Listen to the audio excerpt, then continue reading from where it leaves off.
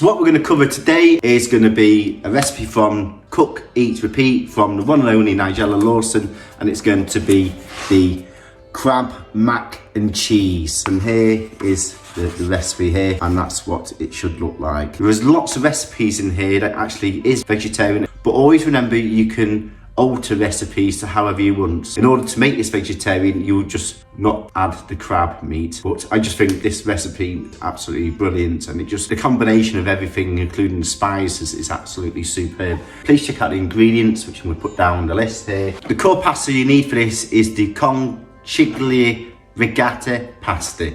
And this is the lovely shells you can see here. So that's going to really scoop up those flavours. In terms of cheese, I'm going to use the double Gloucester from Joseph Healer, which really suits this dish. It's really indulgent, it's smooth, and it's very buttery, and it really suits this dish. Also going to use butter, but you could also use olive oil, parmesan cheese, fresh garlic. Going to use a whole range of different spices here. You're going to use the smoked paprika, the ancho chili flakes, or you can use the aleppo chili flakes, and going to use chipotle chili flakes, and then also some mace. Finally, you're going to use some of the seafood and eat it range of the 50-50 crab, so 100 grams of this. See here, it's a mixture of the brown and white crab, some plain flour, and then finally some Worcester sauce and some tomato concentrate. So let's crack on.